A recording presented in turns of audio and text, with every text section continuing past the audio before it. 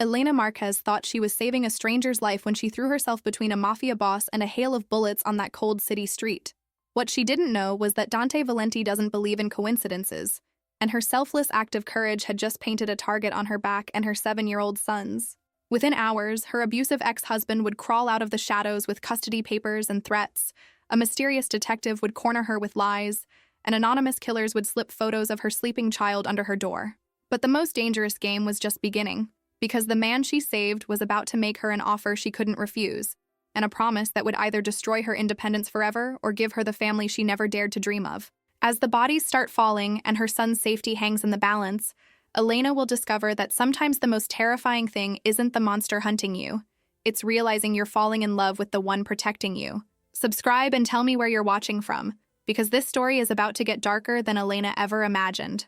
Elena Marquez climbed the narrow stairs to her apartment, her feet heavy after another 12-hour shift. The delivery bag hung empty from her shoulder, and her right hand clutched 23 crumpled dollar bills. Not enough. Never enough. She counted them again as she reached the 3rd floor. Rent was due in 4 days. The electric bill sat unopened on her kitchen counter, and Mateo needed new shoes before winter hit hard. The hallway smelled like fried onions and old carpet. Elena pulled out her keys, the metal cold against her fingers. Through the thin door, she could hear the quiet hum of the television. "Mateo?" she called softly as she turned the lock. Her 7-year-old son sat on their small couch, legs tucked under him. His homework sheet lay half-finished on the coffee table next to his inhaler. He looked up when she entered, his dark eyes scanning her face like he was checking for danger. Elena had taught him to do that without meaning to. When Ryan lived here, loud voices meant trouble. Even though Ryan was gone now, the habit stayed. "Hey, baby," she whispered, dropping her bag by the door. "How was school?" Mateo didn't answer. He rarely spoke anymore, not since the divorce. But he held up his math sheet, showing her the neat rows of addition problems. "Good job." Elena sat beside him, smoothing his black hair. It needed cutting, but that cost money too. "You eat dinner?" He nodded toward the kitchen. A bowl sat in the sink, traces of cereal milk dried around the edges. Elena's chest tightened. Cereal for dinner again. She was failing him, one meal at a time. "Let me check your homework," she said, forcing brightness into her voice. While Mateo worked on the last few problems, Elena walked through their small apartment. 2 bedrooms, 1 bathroom, a kitchen barely big enough for one person. The radiator clanged, fighting to push heat through old pipes. She checked the front door lock, turned the deadbolt, tested the chain. In her bedroom, she didn't change out of her work clothes. The jacket stayed on, heavy and warm. Sometimes she slept in it when the heat didn't work right. Sometimes she wore it because it felt like armor. When she returned to the living room, Mateo had finished his math. He was already in his pajamas, clutching his inhaler like a security blanket. "Ready for bed?" she asked. He nodded, then surprised her by speaking. "Mom?" Elena's heart jumped. His voice sounded small and careful. "What is it, sweetheart? Are we safe here?" The question hit her like a punch. She knelt down in front of him, taking his small hands in hers. "Yes," she said firmly. "We're safe, I promise." But as she tucked him into bed and kissed his forehead, Elena wondered if promises meant anything when you couldn't keep them. She lay awake that night, listening to the building settle around them, footsteps in the hallway, voices through thin walls, the distant sound of sirens. Elena checked the door lock twice before finally falling asleep, and still, she heard the hallway breathe outside her door. Morning came too early. Elena's phone buzzed at 6:30, dragging her from restless sleep. She stumbled to the kitchen and started coffee with shaking hands. Mateo appeared in the doorway, dressed for school but moving slowly. His breathing sounded tight. "You okay, baby?" Elena touched his forehead. No fever, but his chest rose and fell in short, shallow breaths. He nodded but reached for his inhaler anyway. Elena's phone rang. The delivery company. "Marquez," she answered, dreading what came next. "Elena, it's Tom. We need to talk." Her manager's voice carried bad news. Elena closed her eyes. "What's wrong?" "Corporate's cracking down on time management. You've been clocking in late, taking long lunch breaks. I got a complaint about a delivery that took 2 hours. Tom, I explained that. The address was wrong and I had to— I know. But my hands are tied. I'm cutting your hours. 25 a week instead of 40. And this is your final warning about punctuality." Elena's stomach dropped. 25 hours meant less money. Less money meant impossible choices. "Please," she whispered. "I need this job." Then show up on time. Every time. No exceptions. The line went dead.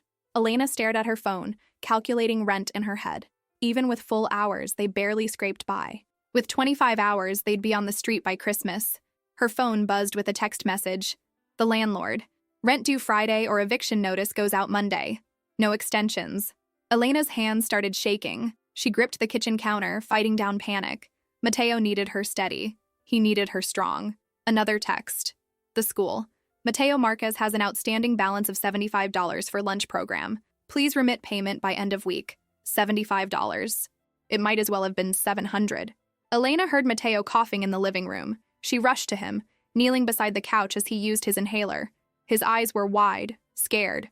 It's okay, she whispered, rubbing his back. Just breathe, baby. Nice and slow. When his breathing steadied, Elena helped him with his backpack. They walked to the bus stop together, her hand warm on his shoulder. I love you, she said as the yellow bus pulled up. More than the whole world. Mateo smiled. Small, but real. He climbed the bus steps and found a seat by the window. Elena waved until the bus disappeared around the corner.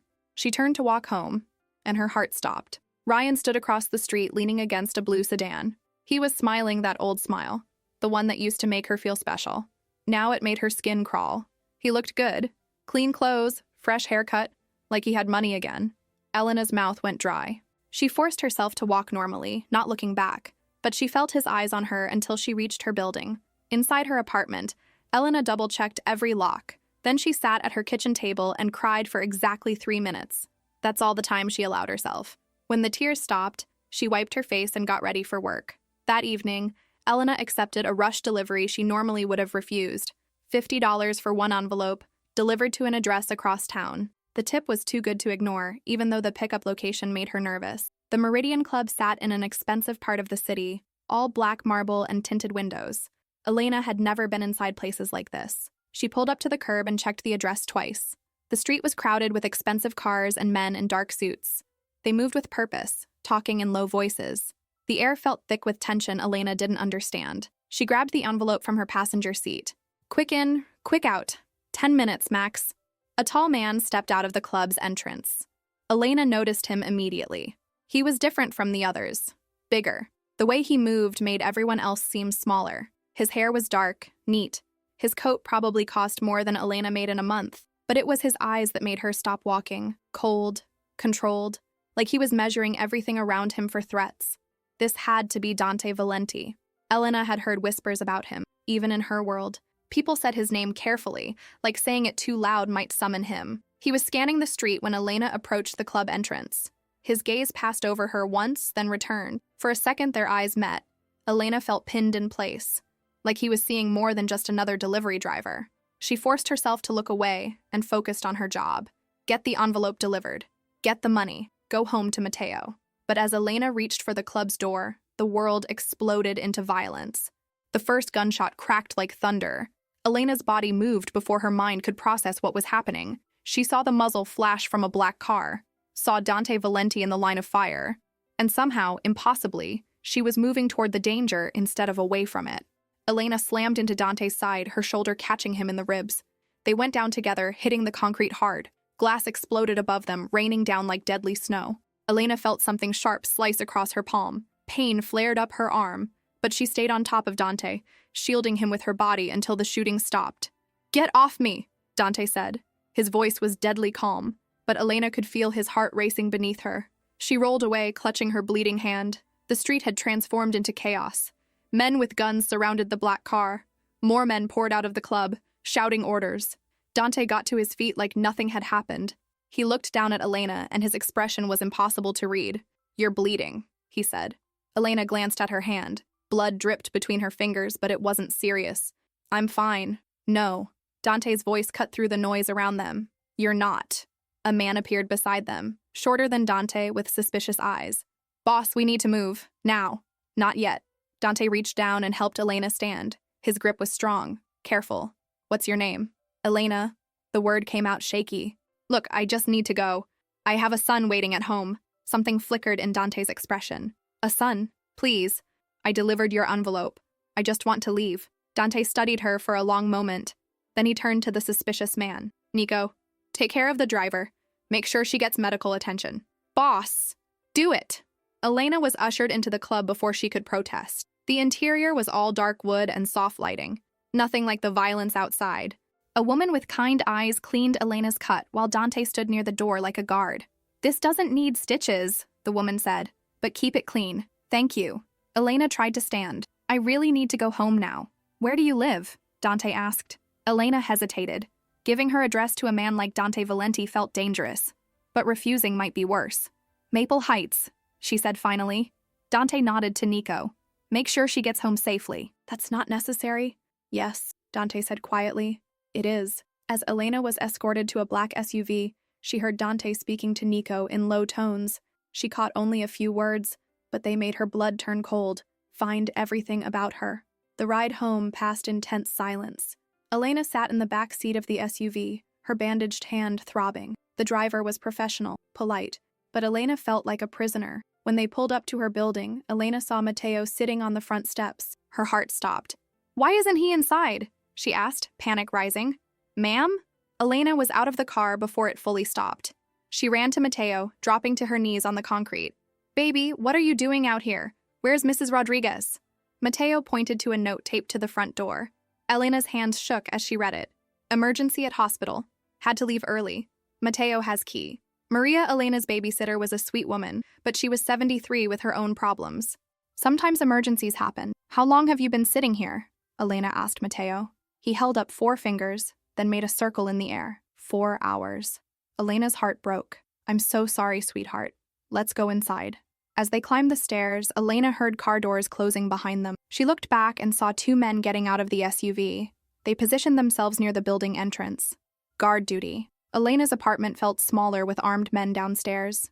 She helped Matteo with dinner, tried to act normal, but her hand throbbed where she'd been cut, and she kept thinking about Dante Valenti's cold eyes. When she tucked Matteo into bed, he was quieter than usual. "Mom?" he whispered. "What is it, baby?" "Who were those men?" Elena's throat tightened. She couldn't explain what had happened without scaring him more. "Just friends, making sure we're safe." Matteo nodded, but his eyes stayed worried. Elena sat in her living room that night, staring at her bandaged hand. She'd saved a man's life tonight, but somehow she felt more trapped than ever. Outside, she could see the SUV parked under a streetlight, waiting, watching. Elena checked the door lock 3 times before going to bed, but she couldn't shake the feeling that locked doors wouldn't protect them anymore. She'd entered a world that didn't ask permission, and now they were part of it, whether she wanted it or not. As sleep finally took her, Elena wondered if she'd saved Dante Valenti's life, or ruined her own. Elena woke to the sound of hammering outside her door. She grabbed her robe and peered through the peephole. A man in work clothes was installing new locks, thick, expensive-looking deadbolts that belonged on bank vaults, not shabby apartment doors. "Excuse me," she called through the door. "What are you doing?" "Security upgrade, ma'am. Orders from Mr. Valenti." Elena's stomach dropped. She opened the door, keeping the chain latched. "I didn't ask for new locks." The worker shrugged. "Already paid for. Should be done in 20 minutes. Elena closed the door and leaned against it, her heart racing. Dante Valenti was changing her locks, without permission, like he owned her apartment now. She walked to the kitchen and found a bag of groceries sitting on her counter. Expensive grocery. Fresh fruit, good bread, real milk instead of the powdered stuff. Food she couldn't afford and hadn't bought. Someone had been inside her apartment. Elena's hands started shaking. She grabbed her phone and called the building's super. "Ray, did you let someone into my apartment?" "Yeah, this morning. Guy had paperwork, said he was delivering groceries. Seemed legit." "You can't just let strangers into my home." "Look, Elena, the guy was professional, and he left an envelope for you. Check your kitchen table." Elena found the envelope. Her name was written on it in neat handwriting. Inside was $500 in cash and a business card with only a phone number. The money felt like a trap. Help that crossed boundaries always did. Elena marched downstairs, past the worker finishing her new locks. The black SUV was still parked outside. She knocked on the passenger window. The window rolled down. A young man with kind eyes looked out at her. "Ma'am, I need you to leave," Elena said. "Right now. I don't need protection, and I don't want it." "Sorry, ma'am. Orders are orders." "Whose orders?" The man just smiled politely and rolled the window back up. Elena wanted to scream. Instead, she walked to the school bus stop to wait for Matteo. When the bus arrived, she hugged her son tight and tried to pretend everything was normal. But as they walked home, Elena noticed a black car following at a distance. And when she looked up at her apartment building, she saw a man on the roof across the street. They were being watched every second. That night, Elena found a note slipped under her door while she was giving Matteo a bath. The paper was expensive, cream-colored. The message was typed in simple black letters. We know where your boy sleeps. Elena's knees gave out. She sat hard on the floor, staring at the words until they blurred. Someone had been close enough to slide this under her door. Someone who knew about Mateo. Her hands fumbled for the business card in her pocket. She dialed the number with shaking fingers. Yes? Dante's voice was calm, controlled. Someone left a note, Elena whispered. A threat. About my son. Silence on the other end. Then, read it to me. Elena's voice broke as she repeated the words. Pack a bag, Dante said. 1 night's worth of clothes for you and Mateo. I'll be there in 10 minutes. No, I'm not running to you every time. Elena. His voice was deadly quiet. Do you want your son to be safe, or do you want to be right? The line went dead. Elena stared at her phone, fury and fear warring in her chest. She hated that he was right. Hated that she needed his help. Hated that she had no other choice. But Mateo came first. Always. Dante's SUV pulled up exactly 10 minutes later. Elena watched from her window as he got out, tall and solid against the streetlights. He moved like violence lived in his bones, but his face was calm as winter. Elena met him in the hallway, Mateo's small hand clutched in hers. Her son was pale, wide-eyed, carrying his inhaler and a stuffed dog named Buddy. This is temporary, Elena said as they walked downstairs. 1 night. Dante nodded. 1 night. But something in his tone made Elena think he was lying. The ride across town passed in silence. Mateo stared out the window, his breathing fast and shallow. Elena rubbed his back, whispering comfort she didn't believe. Dante's townhouse sat behind tall iron gates in a neighborhood Elena had only seen in magazines. Old trees lined the street. Every house looked like a fortress. Inside, the townhouse was warm and quiet. Soft lighting, expensive furniture that looked like it belonged in a museum. A woman appeared in the entryway, older, with silver hair and gentle eyes. This is Rosa, Dante said. She'll take care of anything you need. Rosa smiled at Mateo. Are you hungry, sweetheart? I made soup. Mateo looked at Elena for permission before nodding. Come on, Rosa said, leading them toward what looked like a kitchen. Let's get some food in you. Elena followed, hyper-aware of Dante walking behind them. The kitchen was huge, all granite counters and gleaming appliances. Rosa served them homemade chicken soup and fresh bread while Dante stood near the doorway. I have rules, Elena said without looking at him. Mateo stays with me at all times. No locked doors between us and the exit. And no surprises. Agreed, Dante said immediately. Elena had expected an argument. His quick agreement made her more suspicious, not less. After dinner, Rosa showed them to a guest suite on the 2nd floor. 2 bedrooms connected by a sitting area. The beds had soft white sheets and thick comforters. Everything smelled like lavender. The bathroom is through there, Rosa said, pointing to a door Elena couldn't see. Clean towels, soap, whatever you need. If Mateo gets hungry at night, there's a kitchen on this floor, just down the hall. Elena nodded, overwhelmed by the kindness. It felt dangerous to want comfort this much. Get some sleep, Rosa said gently. You're safe here. After Rosa left, Elena helped Mateo get ready for bed. The little boy was quiet, overwhelmed by the strange surroundings. But when Elena tucked him under the expensive sheets, he seemed smaller than usual. I don't like it here, he whispered. Elena's heart broke. I know, baby, but it's just for tonight. Tomorrow we'll figure something else out. Mateo nodded, but his eyes stayed scared. Elena kissed his forehead and turned on the bedside lamp. I'll be right next door, okay? If you need anything, just call. She started to leave, but Mateo grabbed her hand. Don't go, he pleaded. Elena lay down on top of the covers, fully dressed. Mateo curled up beside her, his breathing slowly evening out. Elena stared at the ceiling, listening to the house settle around them. Footsteps in the hallway. They paused outside their door, then moved on. A few minutes later, they returned and stopped again. Elena realized Dante was standing guard himself. Morning came too early. Elena woke disoriented by the soft sheets and quiet air. For a moment, she couldn't remember where she was.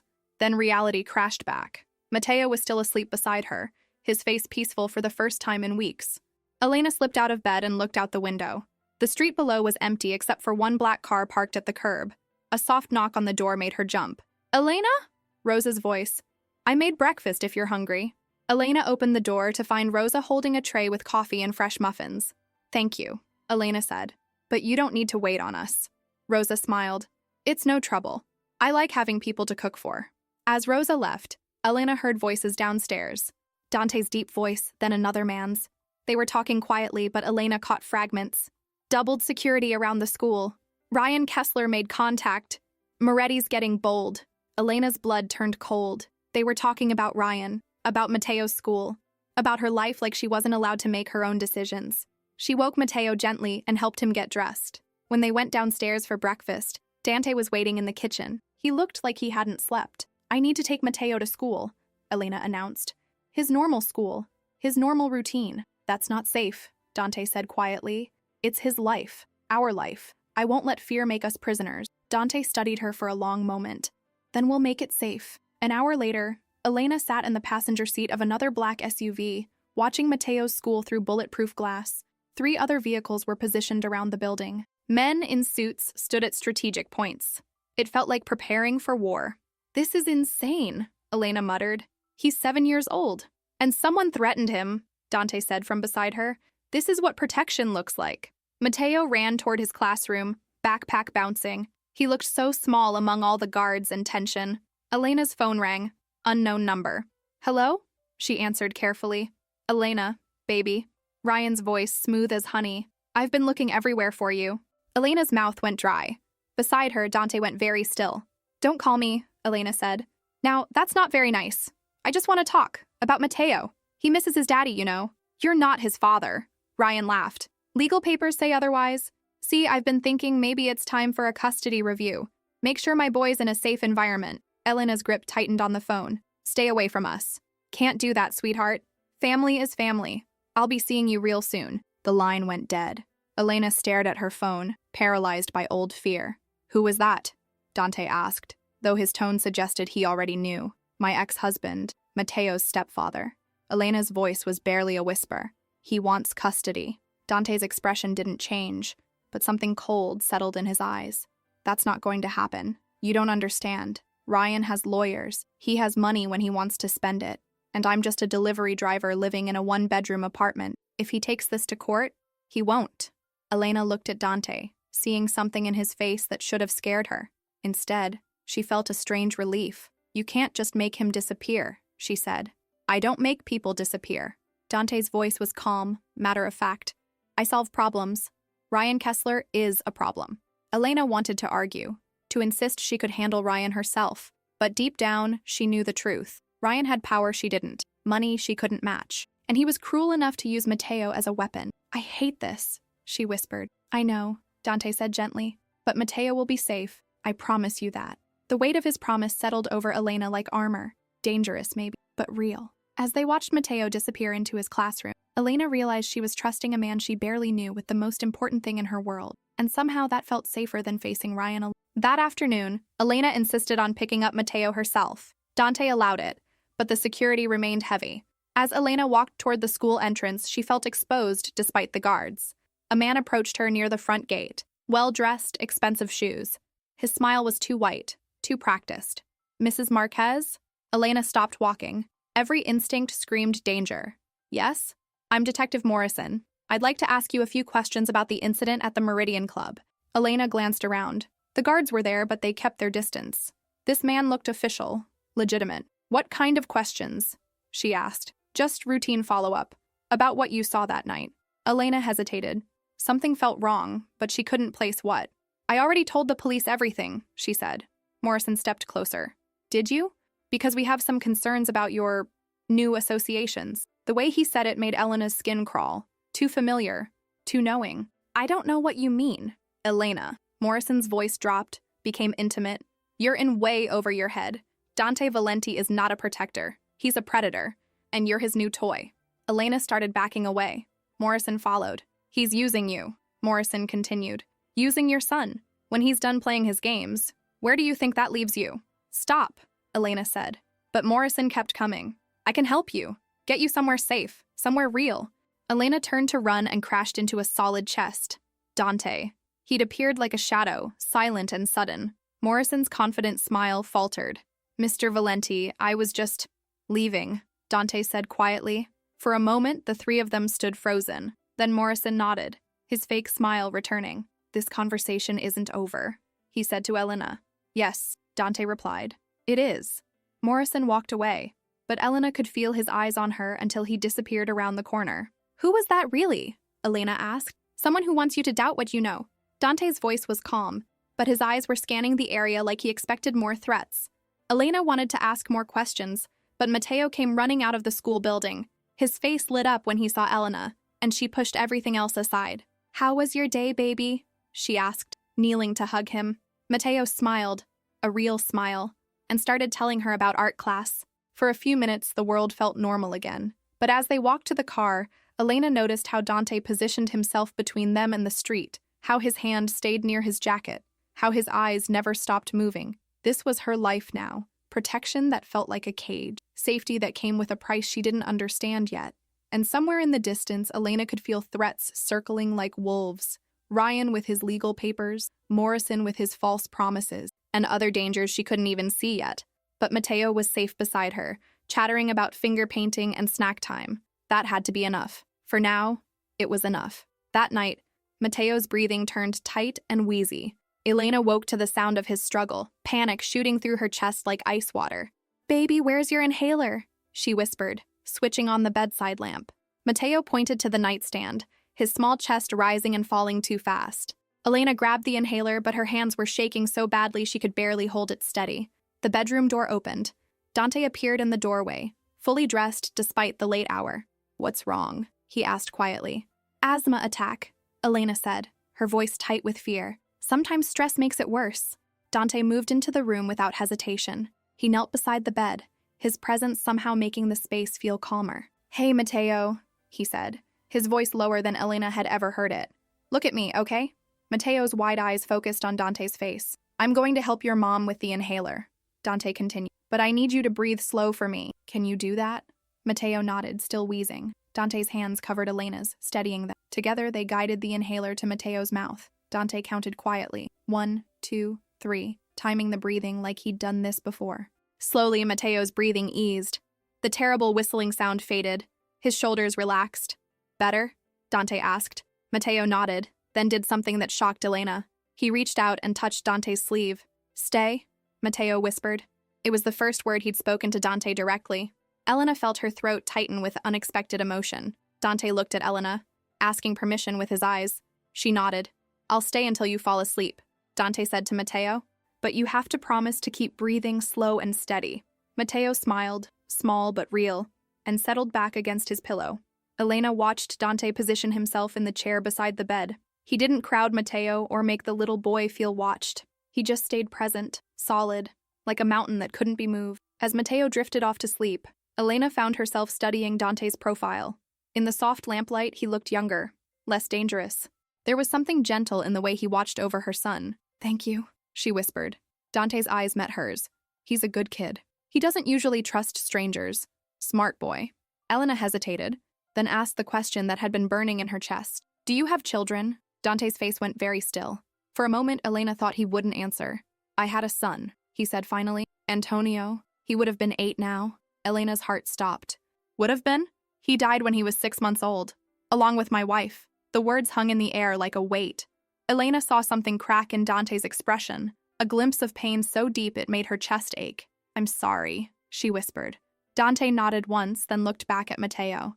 "Get some sleep. Tomorrow we need to talk about long-term arrangements." Elena wanted to ask what that meant, but Dante was already standing to leave. "Dante?" she called softly. He paused in the doorway. "What happened to them? Your wife and son?" Dante's shoulders went rigid. "They were killed because of me, because of who I am and what I do." Elena felt the truth hit her like a physical blow. Dante knew exactly what it felt like to lose everything. That's why he understood her fear so completely. "That won't happen again," Dante said, his voice hard as steel. "Not to you, not to Mateo." Then he was gone, leaving Elena alone with the weight of his promise. Morning brought new complications. Elena woke to find a phone ringing in the kitchen. Not her phone, a new one, sleek and silver, sitting on the counter next to a note. "Your phone isn't secure. Use this one. D." Elena stared at the device, hating how easily Dante made decisions about her life. But when it rang again, she answered. "Elena?" A woman's voice, unfamiliar. "Who is this?" "My name is Sarah Martinez. I'm a social worker with Child Protective Services. We received a report about Mateo's living situation." Elena's blood turned to ice. "What kind of report?" "I'm afraid I can't discuss details over the phone. I need to schedule a home visit to assess Mateo's welfare." "A home visit?" Elena's voice cracked. "There's nothing wrong with Mateo's welfare. I'm sure you understand this is just routine." to ensure Mateo is in a safe, stable environment. Elena gripped the phone, her knuckles white. This had Ryan's fingerprints all over it. When? She asked. This afternoon would be ideal. Around 2 o'clock. I'm not at home right now. We're staying with friends. I see. Well, that's actually part of what we need to discuss. I'll need the address where Mateo is currently residing. Elena's mind raced. If she gave Dante's address, it would raise questions she couldn't answer. But if she refused, it would look like she was hiding something. Mrs. Marquez? The address? Elena heard footsteps behind her. Dante appeared in the kitchen, already dressed in an expensive suit. He held out his hand for the phone. Elena shook her head, but Dante's expression was insistent. This is Dante Valenti, he said into the phone, his voice smooth and professional. I'm Ms. Marquez's attorney. Elena's eyes widened. When had he become her attorney? I see, Dante continued. And you received this report from whom, exactly? A pause. Elena could hear the woman's voice but not her words. Anonymous reports require verification before home visits can be scheduled, Dante said. I'll need to see the documentation before my client makes herself available for questioning. Another pause. Longer this time. Yes, I understand CPS protocol, but I also understand harassment. If you want to interview my client, you'll go through proper channels. Have your supervisor call my office. Dante ended the call and handed the phone back to Elena. Ryan, Elena said. It wasn't a question. Most likely, he's escalating. Elena sank into a kitchen chair, overwhelmed. What if they take Mateo? They won't. You don't know that. I'm unemployed now, living in someone else's house. They could say I'm unfit. Elena. Dante's voice cut through her panic. Look at me. She met his eyes, seeing steady determination instead of the cold control she expected. I will not let anyone take Mateo from you, Dante said. Do you understand me? Elena nodded, not trusting her voice. Good. Now get dressed. We have arrangements to make. An hour later, Elena found herself in the back of Dante's SUV, driving through the city toward an address she didn't recognize. Mateo sat beside her, clutching his backpack and looking nervous. Where are we going? Elena asked. Somewhere safe, Dante replied from the front passenger seat. Somewhere Ryan and his friends can't reach. They drove out of the city, past suburbs and strip malls, until the buildings gave way to trees and open land. Finally, they turned through tall iron gates and down a long driveway. The house that appeared through the trees took Elena's breath away. It was huge, like something from a magazine, all stone and glass, sitting on acres of rolling lawn. This is yours? Elena asked. One of my properties, Dante said simply. Far enough from the city to discourage visitors. Elena hated how that sounded, like they were running away, like she was letting Ryan win. But as they pulled up to the front entrance, Elena saw Mateo's face pressed to the window. His eyes were wide with wonder instead of fear. It's like a castle, Mateo whispered. Despite everything, Elena smiled. It kind of is. The house was beautiful inside. High ceilings, warm wood floors, huge windows that looked out over gardens and fields. But it was the kitchen that made Mateo truly happy. Rosa was already there, pulling fresh cookies from the oven. Welcome to your new home, Rosa said, hugging Mateo gently. New home? Elena looked at Dante sharply. Temporary arrangement, he corrected, until the situation stabilizes. Elena wanted to argue, but Mateo was already exploring the kitchen with growing excitement. He found a window seat overlooking a garden and climbed up to press his nose against the glass. Can I go outside? He asked. After lunch, Rosa promised. And after you meet Bruno. Who's Bruno? Rosa smiled mysteriously. You'll see. Elena followed Dante into what looked like a living room. Leather furniture, stone fireplace, walls lined with books. It was masculine but comfortable. I need to set some rules, Elena said. I'm listening. Mateo and I stay together. No locked doors between us and an exit. And I want to know everything that's happening. No more secrets. Dante nodded.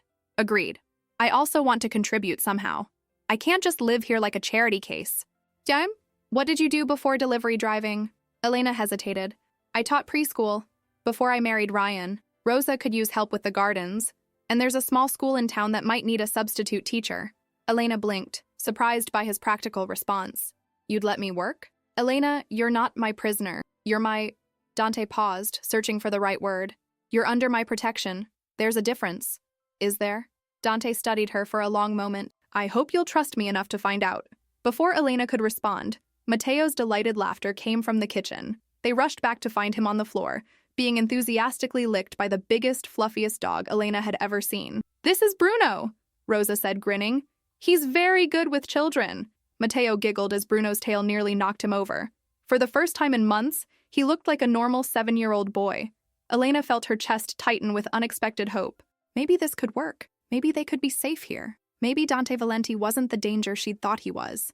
But that night, as Elena stood at her bedroom window looking out over the moonlit grounds, she saw the guards patrolling the perimeter. Silent figures with weapons, protecting them from threats she couldn't see. She was safe. Matteo was safe. But freedom and safety weren't the same thing. Elena touched the glass, wondering if she was looking through a window or at the bars of a very beautiful cage. 3 days later, Elena was hanging laundry on the line behind the house when her phone rang. The secure phone Dante had given her. "Hello? You look peaceful." Elena's blood froze. The voice was unfamiliar, but the tone was predatory. "Who is this?" "A friend. I'm watching you right now, Elena. You and that sweet little boy of yours." Elena spun around, scanning the tree line. She saw nothing but shadows. "What do you want?" "I want you to understand something. Dante Valenti thinks he can protect you. He's wrong." Elena started backing toward the house, her heart hammering. "I'm hanging up." "Do that. And something bad happens to Matteo. He's playing in the garden right now, isn't he? With that big dog?" Elena looked toward the garden. Through the kitchen window, she could see Matteo throwing a stick for Bruno. "Don't touch him," Elena whispered. "That depends entirely on you. I'm going to send you a picture. When you see it, you'll understand how serious I am." The phone buzzed. Elena's hands shook as she opened the message. It was a photo of Matteo, taken through a telephoto lens. He was laughing, reaching for Bruno's stick. But drawn over the image in red was a target symbol, centered on her son's chest. Elena couldn't breathe. "We can reach him anytime we want," the voice continued. "Dante's guards, his walls, his cameras, none of it matters. We've been watching for days. What do you want?" Elena's voice was barely a whisper. "We want Dante to know he took something that didn't belong to him, you, and we want him to give you back. I'm not something to be owned, aren't you? You're living in his house, eating his food, letting him play daddy to your boy. Sounds like ownership to me." Elena's grip tightened on the phone. "I won't go with you." "You will, because if you don't, we'll take Matteo instead. And trust me, Elena, you don't want us to raise your son." The line went dead. Elena stood frozen in the garden, staring at the terrible photo, the target over Matteo's heart, the promise of violence against an innocent child. She had to tell Dante, but first, she had to get Matteo inside. Elena forced herself to walk normally toward the house. "Matteo, sweetie, come inside for a snack." "Can Bruno come too?" Matteo called. "Of course." As they headed for the kitchen door, Elena kept scanning the trees. Somewhere out there, someone was watching, waiting, planning to hurt her son if she didn't cooperate. Elena's phone buzzed again. Another message. "Tomorrow night, midnight, the old bridge on Maple Road. Come alone, or the boy pays the price." Elena deleted the message and slipped the phone into her pocket. Her hands were shaking, but she managed to smile when Matteo looked up at her. "Mom, are you okay?" "I'm fine, baby." "Just thinking." But Elena wasn't fine. She was trapped between two impossible choices: trust Dante to protect them, or sacrifice herself to save Matteo. As she watched her son feed Bruno pieces of cookie, Elena realized there was really only one choice. Matteo came first. Always.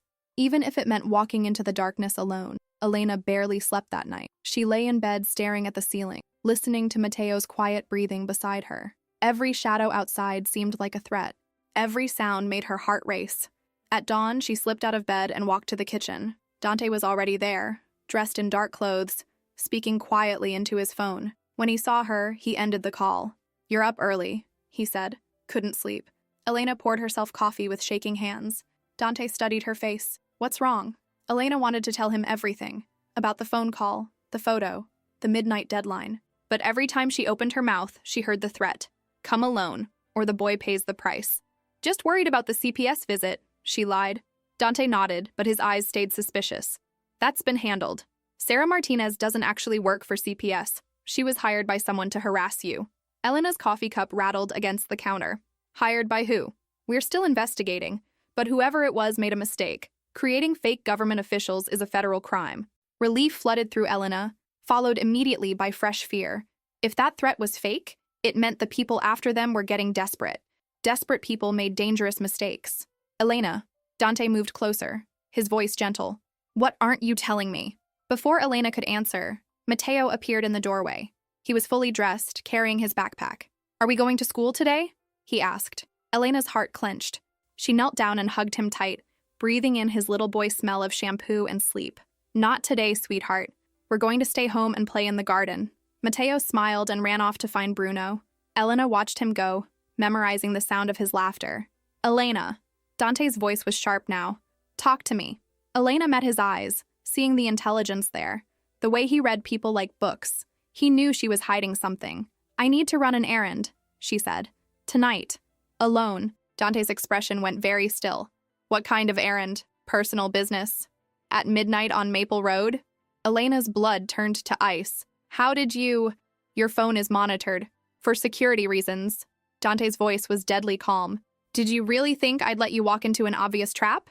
Elena's knees gave out. She sank into a kitchen chair, all pretense crumbling. They have a photo, she whispered, of Matteo, with a target drawn on it. They said if I don't come alone, show me. Elena pulled out her phone with trembling fingers. The photo was still there, red target blazing across her son's chest. Dante studied the image, his face like stone. Then he made a phone call. Nico, now, bring the team. He hung up and looked at Elena. This photo was taken 3 days ago, from the Northwoods using a telephoto lens. How can you tell? The angle, the shadows. We've been tracking movement in that area. Dante's voice was eerily calm. They've been watching us, but we've been watching them too. Elena stared at him. You knew? I suspected. Luca Moretti has been probing our defenses for weeks. This is his move. Who is Luca Moretti?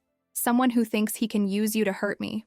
Dante's eyes went hard as winter. He's wrong. Elena felt a chill that had nothing to do with fear. She was seeing the other side of Dante Valenti now, the side that made grown men step aside on city streets. What are you going to do? She asked. End this. Before Elena could respond, the kitchen filled with men. They moved like soldiers, quiet, efficient, deadly. Elena recognized Nico among them, his face grim. Ma'am, he said to Elena, we need you and Matteo to stay in the house, away from the windows. What's happening? We're going hunting, Dante said simply. Elena grabbed his arm. Don't leave us here alone. You won't be alone. Rosa will stay with you, and half my security team. That's not what I meant. Elena's voice cracked. What if something happens to you? Dante stopped moving. For a moment, his face softened. Nothing will happen to me, he said quietly. I promise. You can't promise that. Dante touched her cheek, so gently it made her breath catch. Elena, I've been fighting men like Luca Moretti my whole life. He's dangerous, but he's not smart. Tonight, he'll learn the difference. Elena wanted to argue, to beg him to stay safe, but she could see the determination in his eyes. This was who he was, what he did. Come back to us, she whispered. Something flickered in Dante's expression. Us? Elena realized what she'd said, how it sounded, like they were a family. Come back to Matteo, she corrected quickly. But Dante's small smile suggested he'd heard what she really meant. The hours dragged by like years. Elena sat in the living room with Rosa and Matteo, trying to act normal while armed men patrolled outside. They played board games and watched movies, but Elena's mind was elsewhere. At 11 o'clock, Rosa took Matteo upstairs for his bath. Elena stood at the window, staring out at the dark grounds. Her phone buzzed, a text from an unknown number. Your boyfriend is walking into a trap. We have 10 men waiting. He has 6. Do the math. Elena's hands started shaking. She called Dante's number, but it went straight to voicemail. Another text. Still time to save him. Maple Road Bridge. Come alone. Last chance. Elena closed her eyes, torn between fear and fury. They were playing games with her, using her feelings against her. But what if it was true? What if Dante was outnumbered? Elena looked upstairs, where she could hear Matteo laughing in the bathtub. Rosa's voice, gentle and warm, she made her decision. Elena slipped out the back door, moving quietly past the guards. She took Rosa's old pickup truck, parked behind the house. The keys were in the visor, like Rosa had said. The drive to Maple Road took 20 minutes. Elena's heart hammered the entire way. The bridge was old, rusty, stretching over a narrow creek. Elena parked at the far end and walked to the middle, her footsteps echoing on metal grating. A car appeared at the other end. Expensive. Black. 3 men got out. Elena recognized the one in the middle from the photo Dante had shown her. Luca Moretti. Tall, well-dressed, handsome in a predatory way. Elena Marquez, he called out. So nice of you to join us. Where's Dante? Elena demanded. Luca smiled. Safe, for now. Depends on how cooperative you are. Elena's phone buzzed. A video message. She opened it with trembling fingers. The video showed a warehouse. Dante was there, surrounded by armed men. His hands were zip-tied behind his back. Blood trickled from a cut on his forehead. As you can see, Luca said, your protector isn't so protective anymore. Elena's world tilted. What do you want? Simple. You come with us. Quietly. And Dante lives. And if I don't? Luca shrugged. Then we kill him slowly. And then we visit that pretty house where your son is sleeping. Elena felt trapped between impossible choices. Save Dante and condemn Matteo. Save herself and let Dante die. I need proof he's still alive, she said. Luca nodded to one of his men. Elena's phone rang. Elena? Dante's voice rough with pain. Dante, are you okay? Don't do this, he said urgently. Don't trade yourself for me. Matteo needs you. The line went dead. Touching, Luca said. But time's up. What's it going to be? Elena looked at the black water flowing under the bridge, at the dark woods on either side, at the men with guns watching her. She thought about Matteo, safe in his warm bath, about Rosa's gentle hands and kind eyes, about the way Dante had knelt beside Matteo's bed, counting breaths until the asthma attack passed. Okay, Elena said. I'll come with you. Luca smiled like a shark. Smart girl. As Elena walked toward the car, she slipped her hand into her pocket, found the small device Dante had given her days ago. Emergency beacon, he'd said.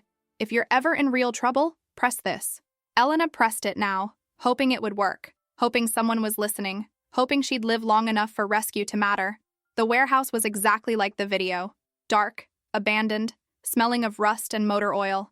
Luca's men pushed Elena inside, where more armed figures waited in the shadows. Dante was tied to a chair in the center of the space. When he saw Elena, his face went white with fury. You stupid, brave woman, he said quietly. What have you done? Saved your life, Elena replied, walking toward him. At what cost? Before Elena could answer, Luca appeared beside them. Isn't this sweet? Romeo and Juliet, reunited. You have what you want, Elena said. Let him go. Oh, but I don't have what I want yet. Luca's smile was cold. You see, this was never about you, Elena. You're just the bait. Elena's blood chilled. What do you mean? I mean Dante Valenti has something that belongs to me. Territory in the Port District. Very valuable territory. I told you, Dante said quietly. That territory was won fairly, by killing my brother. Elena looked between them, understanding dawning. This wasn't about her at all. It was about revenge. So here's what's going to happen, Luca continued. Dante is going to sign over his port operations to me, and then I'm going to kill both of you anyway. That's not much incentive for cooperation, Dante observed. The incentive, Luca said, pulling out his phone, is that sweet little boy sleeping in your house. Elena's heart stopped. On Luca's phone screen was a live video feed. Matteo's bedroom. Her son was fast asleep, Bruno curled up beside him. We have people inside your precious fortress, Luca said. One word from me, and little Matteo has a very unfortunate accident. Elena lunged forward, but Luca's men grabbed her arms. You monster, she snarled. He's just a child. Children suffer for their parents' choices, Luca said coldly. It's the way of the world. Elena looked at Dante, seeing her own desperation reflected in his eyes. They were trapped. Completely, utterly trapped. But then she noticed something. Dante's eyes flicked toward the warehouse entrance. Once, twice, a signal. Elena realized Dante wasn't defeated. He was waiting. You're right, Dante said suddenly. The territory isn't worth their lives. Luca smiled triumphantly. I knew you'd see reason. There's just one problem, Dante continued. What's that? Dante's zip ties fell away from his wrists. You should have searched me better.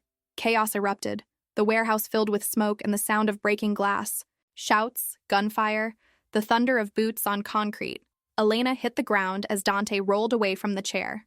Through the smoke, she saw figures in tactical gear pouring through every entrance. Nico's voice cut through the noise. Secure the building! Elena crawled toward cover as the battle raged around her. She lost sight of Dante in the smoke and noise. When the gunfire finally stopped, Elena found herself pressed against a concrete pillar, ears ringing. The warehouse was full of Dante's men now, zip-tying prisoners and checking for injuries. Elena, Dante's voice. She turned and saw him running toward her, blood on his clothes but moving under his own power. Are you hurt? He asked, kneeling beside her. No, but Matteo is safe. Rosa moved him to the safe room the moment we left. The video was old footage. Elena sagged with relief. How did you know where I was? Dante held up a small device. Emergency beacon. I told you to use it. But you were captured. I let myself be captured. We needed to find all of Luca's people, not just the ones we could see. Elena stared at him. You used me as bait. Dante's face went still. Elena, you knew I'd come after you. You counted on it. Yes, Dante said quietly. I did. Elena felt a cold rage building in her chest. You risked my life, and Mateo's, to end the threat permanently. Yes. Elena stood up, backing away from him. You're just like them, just like Ryan, making decisions about my life without asking. Elena, please. No. Elena's voice cracked. Don't. Just don't. She walked toward the warehouse exit, her whole body shaking. Behind her, she heard Dante calling her name, but Elena didn't turn around. She'd saved his life, and he'd manipulated her to do it. Some betrayals hurt more than others. The ride back to the house passed in tense silence. Elena sat in the backseat of an SUV, staring out the window. Dante tried to explain several times, but Elena cut him off. Just get me back to my son, she said. When they reached the house, Elena ran straight to Mateo's room. He was fast asleep in the safe room Rosa had told her about, a hidden space behind the library with its own air system and reinforced walls. Elena gathered Mateo in her arms, breathing in his warmth. He stirred but didn't wake. He's been asking for you, Rosa said gently, but he was very brave. Thank you, Elena whispered, for keeping him safe. Rosa nodded and left them alone. Elena carried Mateo back to their regular bedroom, tucking him into the familiar sheets. He opened his eyes briefly. Mom, I'm here, baby. Everything's okay now. Mateo smiled and drifted back to sleep. Elena sat beside his bed, watching him breathe, in and out, steady and safe. A soft knock at the door made her look up. Dante stood in the doorway, still in his bloodied clothes. Can we talk? He asked quietly. No, Elena said. We can't. Dante stepped into the room anyway. Elena, I know you're angry. Angry? Elena's voice was barely a whisper, conscious of Mateo sleeping. I'm furious. I'm hurt. I'm done.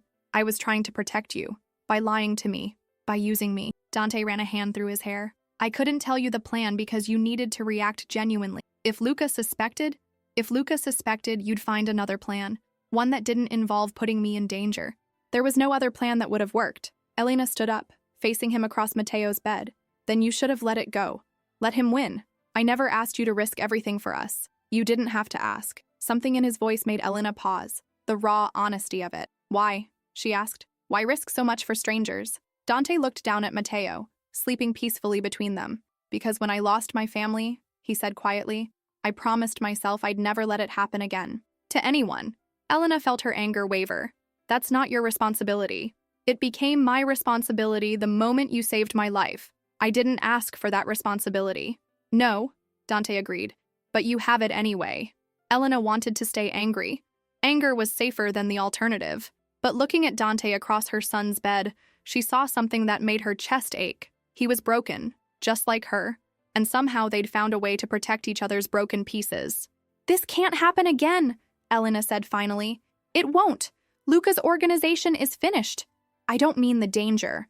I mean the lies, the manipulation. If we're going to do this, whatever this is, it has to be honest. Dante studied her face. Are we going to do this? Elena looked down at Mateo, then back at Dante. I don't know, she said honestly. Ask me tomorrow. Dante nodded and turned to leave. Dante? He paused in the doorway.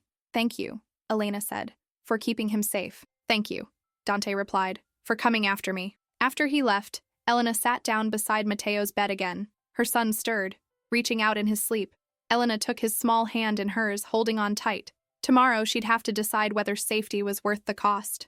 Tonight she just held her son and listened to him breathe. 3 months later, spring arrived early. Elena stood in the garden behind Dante's house, watching Mateo run through the grass with Bruno. Her son's laughter filled the air, bright, joyful, free. The tomatoes are coming along nicely, Rosa said, appearing beside Elena with a basket of fresh herbs.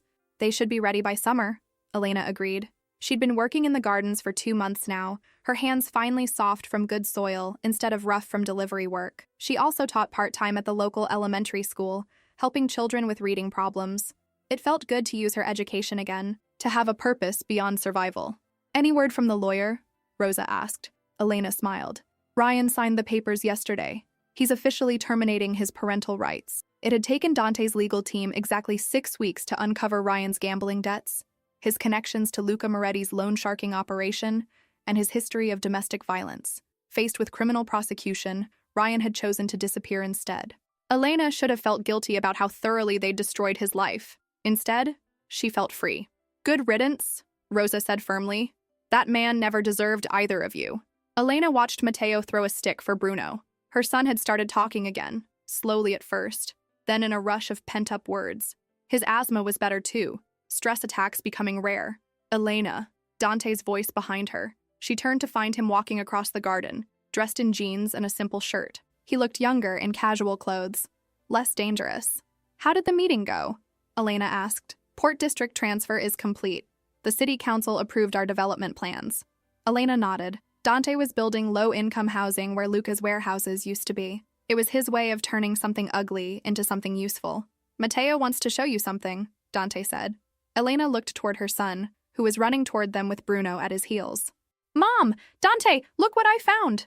Matteo held up a small turtle, his face glowing with excitement. He was by the pond, Matteo explained. Can we keep him? Turtles need to stay in their homes, Elena said gently.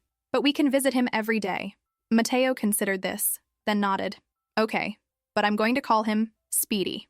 Dante knelt down to Matteo's level. Speedy is a good name. Want to help me make him a better place to live by the pond? Matteo's face lit up. Really? Really? But first we need to let him go back to his family. Elena watched as Matteo carefully carried Speedy back to the pond.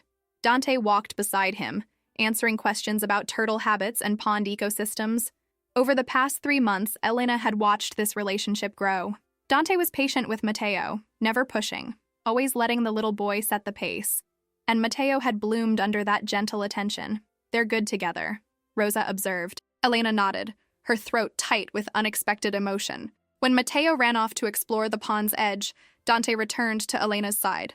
There's something I want to ask you, he said. Elena's heart skipped. What? Dante reached into his pocket and pulled out a small envelope. Matteo made this for me. At school. Elena opened the envelope and found a drawing. 3 stick figures holding hands in front of a house. Under it, in Matteo's careful printing, my family. Elena's eyes filled with tears. Dante, he asked his teacher if it was okay to put my name on the Father's Day wall. Dante said quietly, I wanted to check with you first. Elena stared at the drawing, overwhelmed by the simple truth of it. Somewhere along the way, they'd become exactly what Matteo had drawn. A family. What do you think? Elena asked. I think I'd be honored, Dante said. If you're okay with it? Elena looked at him, really looked. She saw the man who'd knelt beside Matteo's bed during an asthma attack, who'd taught her son to throw a baseball, who'd read bedtime stories in a voice soft with wonder. She also saw the man who'd lied to protect them, who'd killed to keep them safe, who carried enough darkness to understand her fears. He wasn't perfect, neither was she, but they were real, and they were choosing each other, every day. I'm okay with it, Elena said.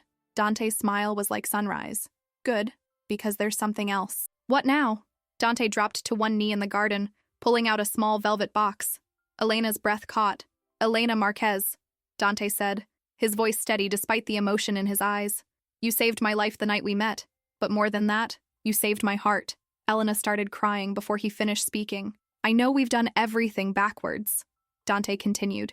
Danger first, trust second, love somewhere in the middle, but I can't imagine my life without you and Matteo in it. He opened the box, revealing a simple, beautiful ring. Will you marry me? Will you let me be Matteo's father for real? Elena looked at the ring, then at Dante, then across the garden where Matteo was building a fort for Speedy the turtle. She thought about the scared woman who'd climbed stairs to a tiny apartment, counting crumpled bills. About the mother who'd slept in her jacket because locks couldn't keep out all the dangers. That woman was still part of her, but she wasn't all of her anymore. Yes, Elena whispered. Dante slipped the ring onto her finger, then stood to kiss her. It was soft, careful, full of promises they'd learned to keep. When they broke apart, Elena heard clapping. Matteo was running toward them, Bruno at his side. Are you getting married? Matteo asked breathlessly. We are, Elena said, kneeling to hug him. How do you feel about that? Matteo pretended to think very seriously. Will Dante still help me take care of Speedy? Every day, Dante promised. Will we still live in the big house? As long as you want to, Elena said. Matteo grinned. Then I think it's perfect. He threw his arms around both Elena and Dante, squeezing tight. Elena closed her eyes and held on to this moment, to the feeling of being completely, safely loved. Behind them, Rosa was crying happy tears. Above them, the sky was blue and endless. Around them, the garden was full of growing things. Elena had learned that love wasn't about finding someone who'd never hurt you. It was about finding someone who'd work every day to heal the hurts they'd caused. Dante wasn't perfect, but he was theirs, and they were his. Forever. Elena Valenti stood at the kitchen window, watching her husband teach their son to hit a baseball in the backyard. Mateo's swing was getting better, his confidence growing with each practice. Their wedding had been small, just family and close friends in the garden. Mateo had been the ring bearer, taking his job very seriously. Rosa had cried through the entire ceremony. Elena touched her rounded belly, smiling as the baby kicked. A little girl, due in 3 months.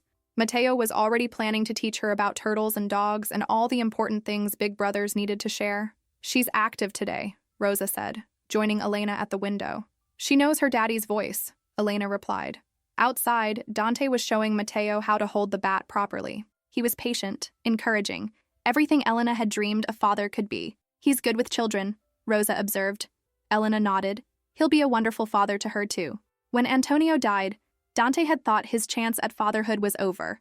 Now he was getting a second chance with Mateo and with the daughter they'd created together. "Elena!" Mateo called from the yard. "Did you see my hit?" "I saw it," Elena called back. "Amazing!" Dante waved at her from across the garden. Even from a distance, Elena could see the happiness in his face, the peace that had replaced the shadows. They'd both learned that love wasn't about forgetting the past. It was about refusing to let the past decide the future. Elena's phone rang, the school where she now worked full-time as a reading specialist. "Mrs. Valenti, I'm sorry to bother you at home, but we have a new student starting Monday. 7 years old, selective mutism, possible trauma history. I was hoping you might have time to work with him?" Elena smiled. "Of course. Send me his file." She'd found her calling in helping children who'd been hurt learn to trust again. Children like Mateo had been, like she'd been, once upon a time. After hanging up, Elena walked outside to join her family. Dante wrapped his arms around her from behind, his hands settling on her belly. "Everything okay?" he asked. "Perfect," Elena said, leaning back against his chest. Mateo ran over and hugged them both, careful of Elena's baby bump. "Group hug," he announced. They stood together in the garden, surrounded by growing things. The house behind them was full of laughter and light. The future ahead was full of possibilities. Elena had learned that safety wasn't a place. It was a choice you made every day with the people you loved. And she chose this. Chose them. Chose the love they'd built from broken pieces and stubborn hope. She chose family. Forever.